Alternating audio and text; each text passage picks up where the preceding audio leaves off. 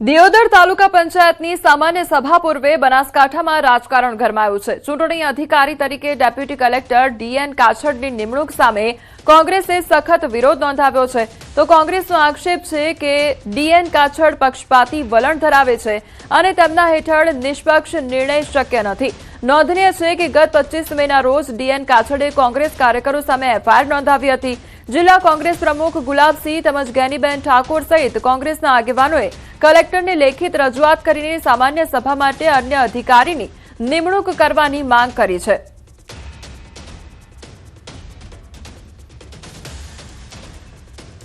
તો ડીએન કાછડિયાને લઈને વિવાદ વકર્યો છે અને તેમના દ્વારા અગાઉ પહેલા કોંગ્રેસના કાર્યકરો સમક્ષ એફઆઈઆર નોંધવામાં આવી હતી અને ત્યારબાદથી જ આ વિવાદ વકર્યો છે। તો ડીએન કાછડની નિમણૂકને લઈને આ વિરોધ જોવા મળી રહ્યો છે અને કોંગ્રેસના કાર્યકરોમાં આક્રોશ જોવા મળી રહ્યો છે।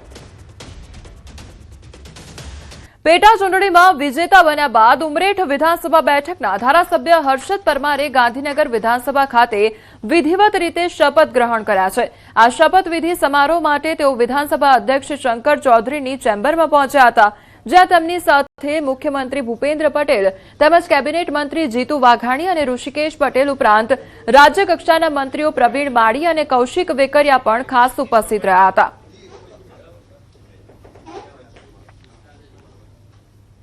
કુખ્યાત આરોપી ધમા બારડ સામે અમદાવાદ ક્રાઇમ બ્રાન્ચે વધુ એક ફરિયાદ નોંધી। ધમા બારડે ક્રાઇમ બ્રાન્ચના પોલીસ અધિકારીની પિસ્ટલ ઝૂંટવાનો પ્રયાસ કરી ઝપાઝપી કર્યાનો આરોપ લગાવવામાં આવ્યો છે।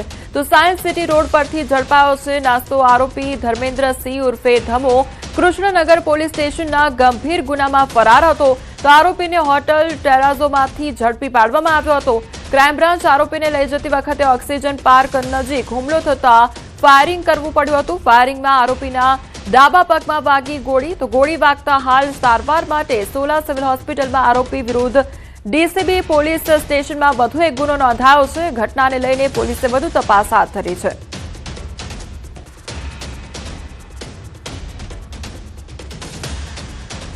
સમાચારમાં આગળ વાત કરીશું સિંહ પર રોગનો ખતરો તેના વિશે।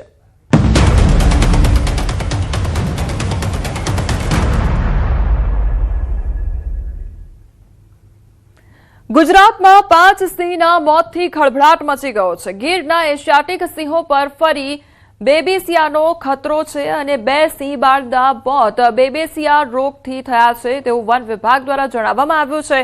તો બાળ સિંહમાં રોગ પ્રતિકારક શક્તિ ઓછી હોવાથી અસર થઈ છે, ત્યારે 2 સિંહ બાળના મોત જુદા જુદા વિસ્તારમાં થયાનો દાવો છે। એક સિંહ બાળનું મોત ઇનફાઇટમાં થયાનો દાવો કરવામાં આવી રહ્યો છે, તો 2 સિંહના મોત કુદરતી રીતે થયાનો દાવો કરવામાં આવી રહ્યો છે। બેબેસિયા રોગને લઈને સતત મોનિટરિંગ કરવામાં આવી રહ્યું છે। તો સિંહના તમામ ગ્રુપ પર વન વિભાગની નજર રાખવામાં આવી રહી છે। વન વિભાગનો સ્ટાફ સતત નજર રાખી રહ્યો છે। જે બાળ સિંહના મોત થયા છે તેની સાથેના ગ્રુપના સેમ્પલ લીધા છે, તો આ ગ્રુપમાં કોઈ ગંભીરતા જેવું જણાયું નથી। ગીર પશ્ચિમ અને ગીર પૂર્વના સરહદી વિસ્તારોમાં ચિંતાજનક સ્થિતિ જોવા મળી રહી છે। વન વિભાગે સમગ્ર ગીર વિસ્તારમાં સઘન મોનિટરિંગ શરૂ કર્યું છે। તો બીજી તરફ વન વિભાગ પણ એક્શન મોડમાં જોવા મળી રહ્યું છે। રોગચાળો આગળ વધતો અટકાવવા પ્લાન પણ તૈયાર કરવામાં આવ્યો છે। રેસ્ક્યુ અને ઓબ્ઝર્વેશનની કામગીરી હાથ ધરવામાં આવી છે। સિંહોની તબીબી તપાસ પણ કરવામાં આવી રહી છે। અશક્ત અને નબળા દેખાતા સિંહોની તપાસ કરવામાં આવી રહી છે। આ વખતે પણ એવું કોઈ પર્ટિક્યુલર ગ્રુપમાં બધા સંક્રમિત હોય એવું કંઈ જણાયું નથી અને 2 સિંહ બાળના જે મૃત્યુ થયા છે એની ઇમ્યુનિટી બહુ ઓછી હોય છે, એટલે એ સૌથી પહેલાં એમાં વધારે પ્રોબ્લેમ થાય છે। તો 2 સિંહ બાળ અને એ પણ જુદા જુદા વિસ્તારમાં એનું મૃત્યુ થયું છે, તો એવું કંઈ અસાધારણ એમાં નથી। અને અન્ય જે એક સિંહ બાળનું મૃત્યુ થયું છે એ ઇનફાઇટિંગમાં થયું છે અને 2 મોટાનું પણ કુદરતી રીતે મૃત્યુ થયું છે। તો એવું કોઈ મોટા લક્ષણો હોય અને અમારી નિગરાની એના ઉપર કન્ટિન્યુઅસ ચાલુ જ છે। આ જે છે બહુ સામાન્ય છે અને આ સિઝનમાં મોટાભાગે આની શક્યતા હોય છે।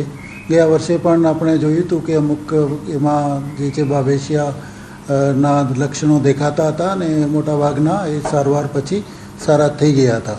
અને આ વખતે પણ એવું કોઈ પર્ટિક્યુલર ગ્રુપમાં બધા સંક્રમિત હોય એવું કંઈ જણાયું નથી અને 2 સિંહ બાળના જે મૃત્યુ થયા છે એની ઇમ્યુનિટી બહુ ઓછી હોય છે, એટલે એ સૌથી પહેલાં એમાં વધારે પ્રોબ્લેમ થાય છે। તો 2 સિંહબાળ અને એ પણ જુદા જુદા વિસ્તારમાં એનું મૃત્યુ થયું છે. તો એવું કંઈ અસાધારણ એમાં નથી. અને અન્ય જે એક સિંહબાળનું મૃત્યુ થયું છે એ ઇનફાઇટિંગમાં થયું છે અને 2 મોટાનું પણ કુદરતી રીતે મૃત્યુ થયું છે. તો એવું કોઈ મોટા લક્ષણો હોય અને અમારી નિગરાની એના ઉપર કન્ટિન્યુઅસ ચાલુ જ છે. બધા ગ્રુપ્સ જે પણ સિંહ આ વિસ્તારમાં છે, ટ્રેકર્સ છે, સ્ટાફ છે, વેટનરીના સ્ટાફ છે, એ બધા એના ઉપર ચોકસાઈ રાખી રહ્યા છે. અને અન્ય પણ જે ગ્રુપ અત્યારે છે એમાં પણ કંઈ આવા લક્ષણો દેખાઈ આવતા નથી. વન વિભાગ તાત્કાલિક આ બાબતમાં પગલાં લે. જે ડીવોર્મિંગ કરવાના હતું સિંહોને એ ડીવોર્મિંગ કરતા નથી, જેના કારણે જે આ ભેદી રોગ છે, જે બબેશિયા અને સીડીવી વાયરસ એ સિંહોમાં સંક્રમિત થયેલો અત્યારે જણાઈ આવે છે.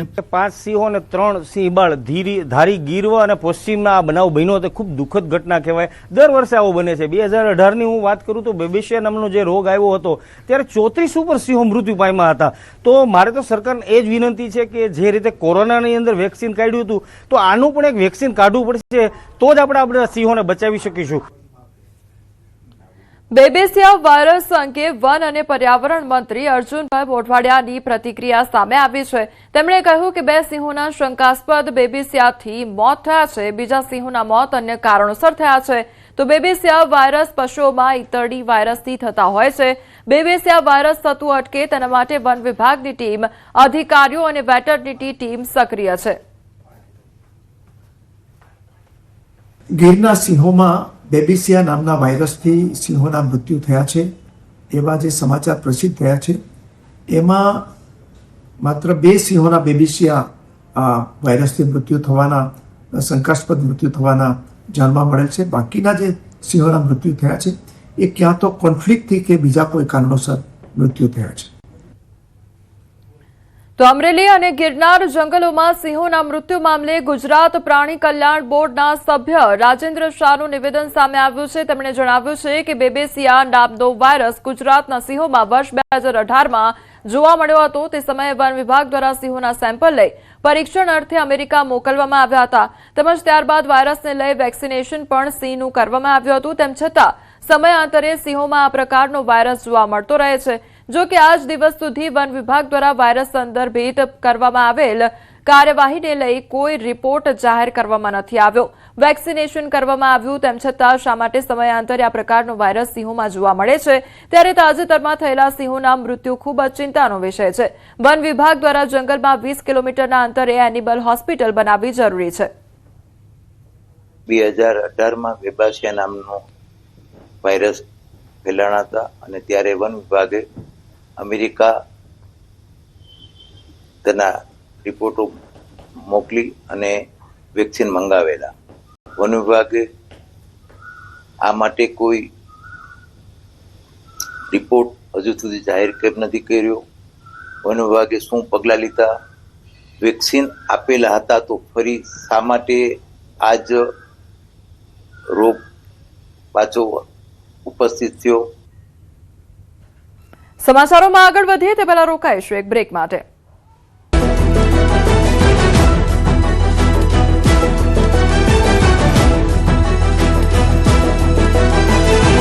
સુડતાલીસ આગાહીકારોએ 10 થી 12 આની વર્ષ રહેવાની સંભાવના વ્યક્ત કરી. જૂન મહિનાના બીજા સપ્તાહમાં વરસાદનો વિધિવત પ્રારંભ થશે. ગુજરાતમાં ઉનાળાને ગણતરીના દિવસો જ રહ્યા છે. ઉનાળાની વિદાયનું કાઉન્ટડાઉન શરૂ થઈ ગયું છે. ખેડૂતો માટે ખુશીના સમાચાર એ છે કે આ વખતે વર્ષ 10 થી 12 આની વર્ષ થશે. 75% વરસાદ થઈ શકે છે. 3 બાદ ગુજરાતમાં ગાજવીજ સાથે વરસાદ તૂટી પડશે. આવી આગાહી અમે નહીં પરંતુ ગુજરાતના જૂનાગઢ કૃષિ યુનિવર્સિટી ખાતે યોજાયેલા 32માં વર્ષા વિજ્ઞાન પરિસંવાદમાં 47 આગાહીકારોએ કરી છે. તમામ આગાહીકારોનું તારણ વર્ષા વિજ્ઞાન મંડળે કાઢ્યું છે. જે મુજબ જૂનના બીજા સપ્તાહમાં ચોમાસાની એન્ટ્રી થશે. 56 દિવસ વરસાદ થશે. 2 તબક્કામાં થઈ શકે છે વાવણી. ચોમાસું 2026 10 થી 12 આની જેવું વર્ષ છે.